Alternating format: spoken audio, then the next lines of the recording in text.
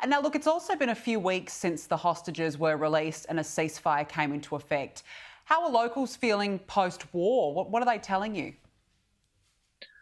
So the Israelis are like us, Danica. They value life above everything else, and nearly every corner, every roundabout that you see across the whole country is draped in yellow flags as a symbol of the hostages.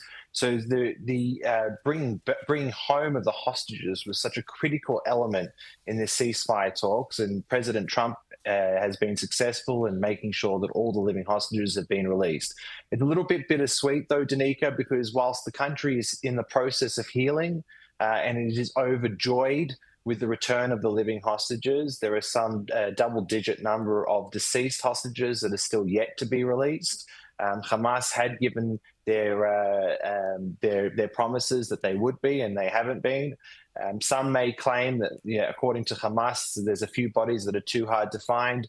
I dare say that this is a Hamas delaying tactic to, again, psychologically, damage the Israeli citizenry in delaying the release of these hostages. So whilst there's joy and elation at the live hostages coming back, there are still a number of families, Danica, with their loved ones, their bones and their bodies are still somewhere deep underground in Gaza waiting for a proper burial and some closure for those families as well. So it's a bit bittersweet. The other bittersweet element is that whilst the ceasefire remains mostly in play, the Israelis know Hamas better than anybody.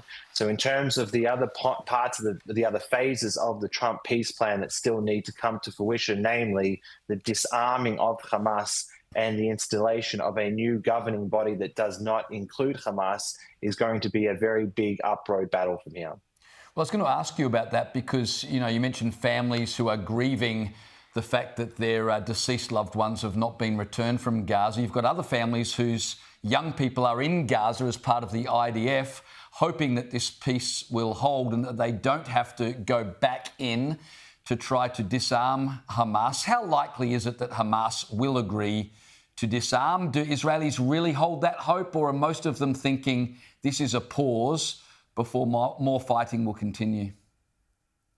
Well, if you look what Hamas has done, Hamas is leveraging off this pause in fighting to regroup. So they're out in the streets, patrolling the streets with force. They're summarily executing a number of Palestinians. Not that I see any protests in the streets of Melbourne and Sydney condemning those actions. But Hamas is reasserting itself in about half of the strip that Israeli soldiers are not currently located. In the other half, where Israel's buffer zone is and a number of Palestinian civilians still remain. My hope is that the elements of the Trump peace plan in terms of redevelopment, a new trained Palestinian police force, as well as, the potential for an international stabilization force, that even if Hamas controls a certain element of the strip, that in the parts that it does not control, that the plan can go into action. That will do two things. That will obviously increase the standards for those that are under Israeli protection, but under the control of the International Stabilization Force, as well as this Board of Peace that President Trump will be the director of, without the need of completely defeating Hamas. What that also means is that Hamas will be isolated, but still maintain some type of control over the strip.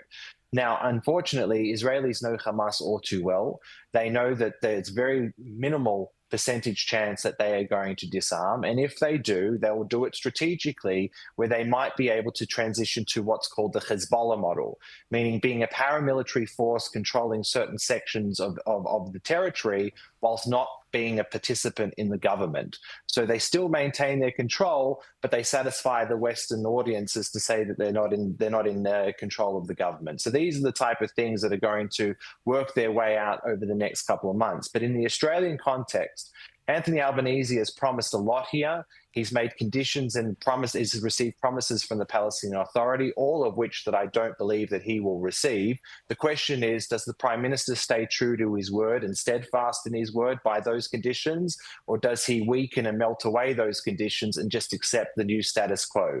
I think it's going to be the latter, unfortunately, not the former, but time will tell. Yeah, I guess we'll wait and see what happens. It's still a very precarious situation, but naturally everybody is really hoping for the best. Joel, Burnie, always appreciate your insights. Thank you very, very much for joining us on the show live from Israel this evening. Really appreciate it. Thank you both. Thank you. Thank you.